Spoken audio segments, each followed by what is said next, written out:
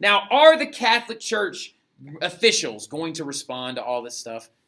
Of course they are. They have to, right? They absolutely have to respond to all this stuff. And so they lead what is known as the Counter-Reformation, right? Let's double check on our time, where we're going and where we're getting to, right? And then...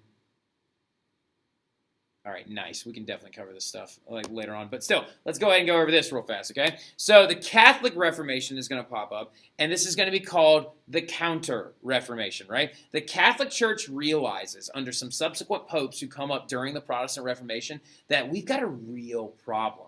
We have a problem because our faith is running people away, right? We have an issue because we've got Luther in Holy Roman Empire, who's now long dead, but still, he's causing us issues, right?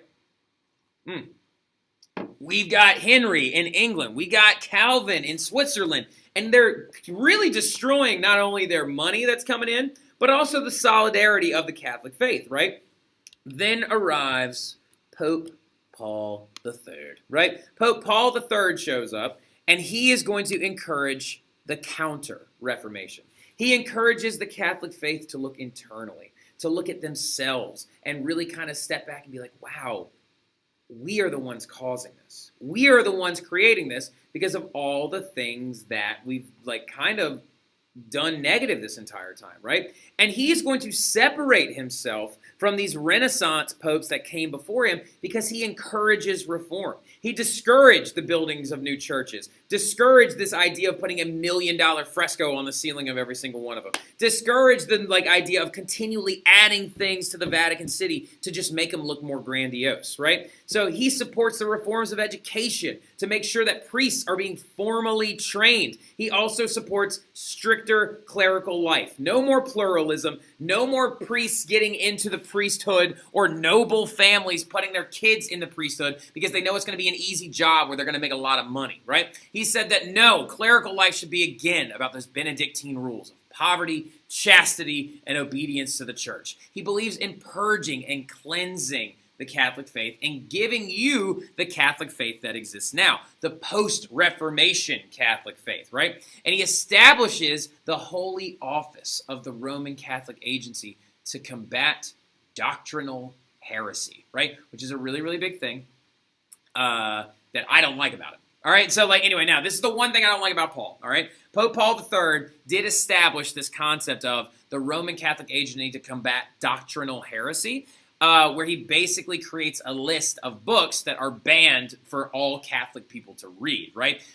The Praise of Folly by Erasmus ends up on it. Utopia by Sir Thomas More ends up on it. Pica Mirandola's 900 Theses ends up on it. Several other Calvinists writer, the Institutes of Christian Religion ends up on there. Writings of Luther end up on this list of banned books. I don't like that about Paul because he's not allowing them to read and decide on their own because he's still encouraging masses in Latin. He's still encouraging Bibles only being written in Latin. He's not encouraging the list of vernacular things. But I do like how he is trying to fix things. Not every religious figure or every single historical figure is going to be perfect, right? Paul III did a lot of good stuff. Education reform, reform of the church, stop building up all these nice things. We are not here to make money, but then he's also like, but I don't want you reading stuff. I don't like that, right? But he is still a very all-important figure, right? And he also kind of kept the Inquisition around. So the Inquisition, of course, being the church court to try people who are heretics and possibly see them burned at the stake, right? Now, however, he did speak out against a lot of the death sentences and things like that. And he was saying that we need to kind of tamp that down a little bit.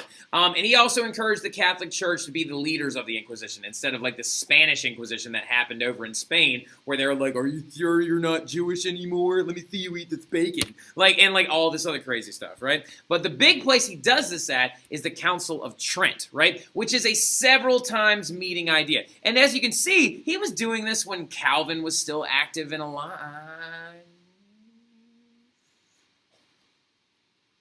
Was he alive still? I don't think he was alive, actually. I think he died in 64, yeah. All right, so yeah, he was still alive. So yeah, during his lifespan, during the lifespan of John Calvin, the Council of Trent begins to meet, and the Council of Trent has major successes where they discuss all these things that Pope Paul once reformed. Right, from 1545 to 1563, they meet multiple times, and it's these huge meetings of cardinals and the Pope discussing the issues raised by these reformers. Right, some major successes: they outlaw the sale of indulgences. Right, that's huge. Not necessarily the biblical indulgences. They don't say that you can't do good deeds and also take some time off your purgatory, but they outlaw the sale of indulgences. So make the sale of indulgences illegal. They reject the which stinks. They do this, and I don't they do this, and it drives me nuts. They reject the salvation by faith idea, which is a Lutheran concept, because by being in your faith, you know what I mean, you can then also go to heaven. So they still retain the sacraments list, which is a little annoying personally. Well, actually, that's not true. It's something that it's just different. It's not annoying. It's just different. I was just raised Protestant. It's just different. I respect it. I get it. Now, anyway, but they're also going to acknowledge corruption of the clergy, right? They're going to acknowledge that some of these clergy members are having illegitimate kids. They're going to acknowledge the idea that, some of these clergy members need to be brought up on reform. So they're actually trying to work to fix that and use the Inquisition to even hunt down their own clergy that are violating these rules. They're going to begin to bring women in as well to help educate children, right? They're going to help get women to create some of the first Catholic schools, right? No! To actually create, the nuns and the sisters would be brought in to help educate children in the ways of the Catholic Church, right? They're also going to create new orders, right? And the new orders are going to be very important. We're going to talk about those. Put a little star next to those new orders, right? We're going to talk about 2 of them, okay? Now, they are going to have some failures, though, too. They did not attempt to reconcile with Lutherans, which really stinks. They kind of just said, well, Lutherans will be Lutherans, right? And Lutherans are going to be over there. And if any Catholic country acknowledges or accepts Lutheranism, then they themselves are sinning.